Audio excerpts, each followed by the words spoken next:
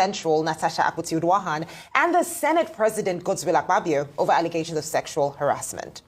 Natasha has now issued a satirical apology to Senate President Akpabio, reigniting discussions about gender dynamics and power struggles within Nigeria's legislative chambers.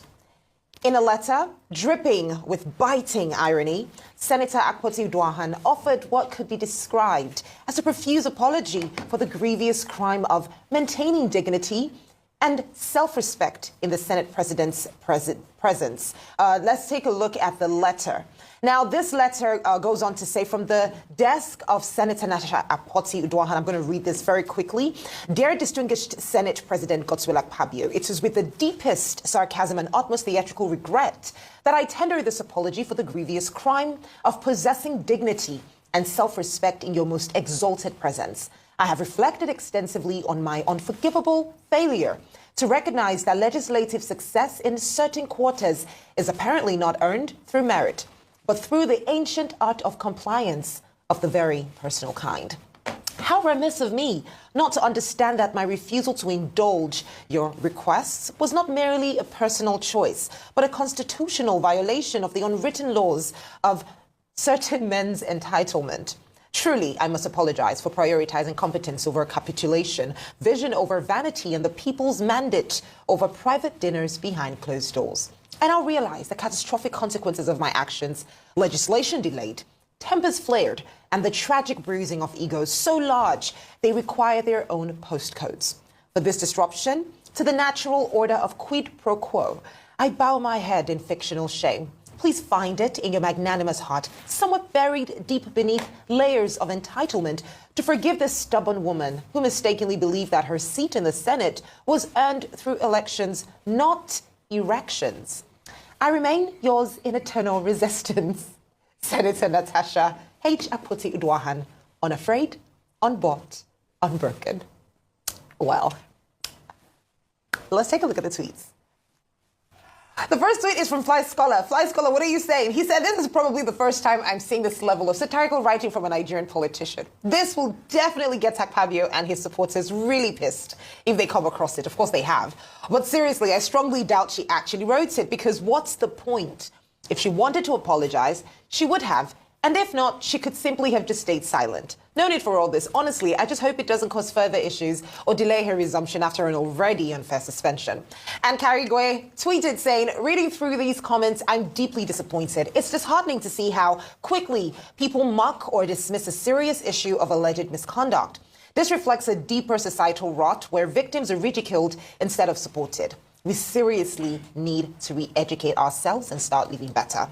Well, there you have it. That was a letter. First of all, I have to just give it up to whoever wrote it. If not anything, just for the pun intended in the letter, the person is definitely, the witty nature of the letter, definitely true artistry in the skill in putting together that letter. But now to the point of what the letter was for. She was expected to apologize, because we know the suspension was because of the disruption that was caused in the House. That's what she was told she was suspended for. But she says, no, it's not about this. It's because there are other issues that are influencing some of these cherry picking of issues to handle, which in turn led to her changing her seat.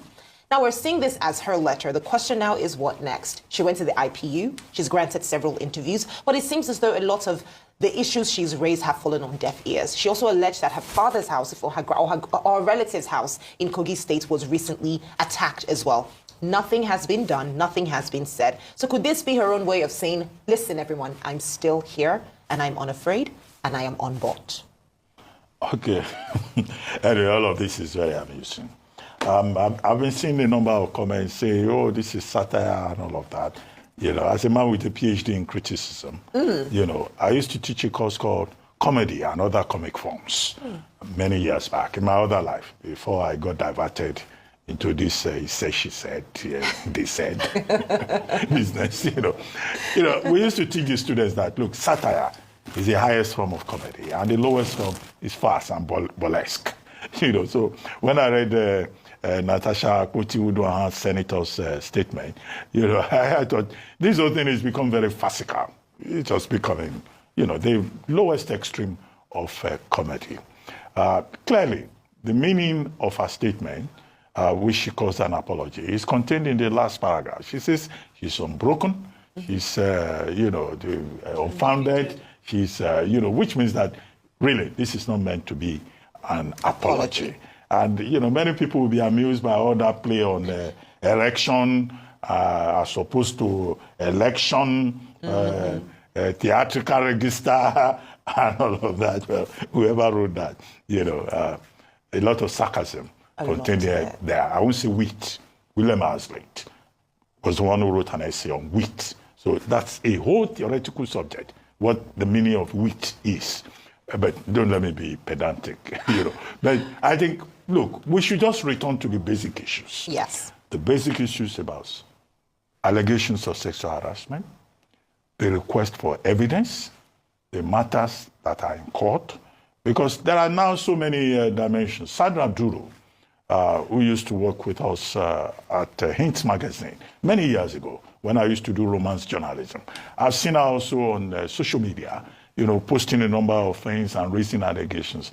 I think in all of this, the key issues may be lost in translation. I think it's the key original issues that we should focus upon. The allegation, is there any evidence possible?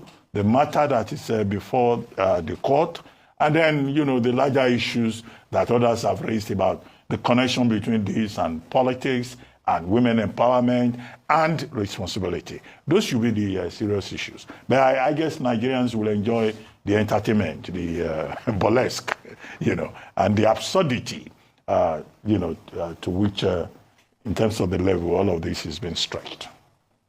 Yes, Kachi, when I saw this, I was online when I saw it being uploaded, when I saw the post show up on my feed. And my initial response, I was just telling Dr. Abati, I thought she had been hacked because I couldn't, I surely did. When I read it, I was a little bit confused. But, we often talk about how we reduce most things to humor. Yes. No matter how serious they are, we always find a way to create humor around things. Maybe it's a coping mechanism for, it's a survival strategy to just get us through some hard times. And possibly this is what that is. But I felt that it was unnecessary. Understandably, in the world of communications, whether it be political communications or corporate communications, sometimes it's important to register your presence and remind people that you're still there, that this issue has not died down. Just because it's no longer in the news cycle, it hasn't gone away. So I suppose this was the strategy, is to just remind us that there is an issue. It may not be in the front of a news cycle, but I'm going to bring it back to the front burner. And when you study content creation, I did a couple of courses on content creation and content that attracts eyeballs. They say sometimes you have to do something shocking in order to recapture the narrative and bring something back to the top of the news cycle, as she has done now. So I think that a mere statement... She's a content creator. Oh, I didn't. But to be honest, isn't everyone though? Everything on social media is content creation. Yes. Okay. Because it's there to create engagement, to get attention. Engagement is the currency of social media. Exactly. So if you post something and there's no engagement around it, it's unsuccessful. That's in the world of content creation and engaging people on social media, which is where a lot of this has played out. Now, I like Dr. Abati's point, which is that, fine, there's the social media, there's the public sphere to this. But let's not take away from the fact that these are very serious allegations. There's a serious issue at play here, which needs to go through the necessary processes. Now, this is where we can challenge and say, surely, yes, there's a 6-month suspension, but there are other issues in court. This is taking too long because this is a matter of great public interest. So I think this is an opportunity for us to also say that, fine, we can bring what we call a satirical apology. The question is, will Akpabio answer? Will he say, Senator Akpabio, will he say apology received? No. But is this going to remind us that our judicial system is slow? And we need to find ways to quicken the system so that these types of things can be settled speedily, especially in the interest where it interests lawmakers. These are people who represent our interest, the common good. It's dragging on for too long. Yes, fine, there's a 6-month suspension, but the other issues that are before the courts, surely by now, we hope to have heard back from the courts. Absolutely, most definitely. And I think it also raises the question around what people in this type of situations can do. Because as much as these are still allegations, we find allegations like this across board, whether it's in politics, whether it's in business, whether it's in media, it's in in health, it's in every industry present. So if we see this handled with this with the level of seriousness that has been placed on this case, what are the odds for any other person who may have a similar story to share? And those are the real questions here.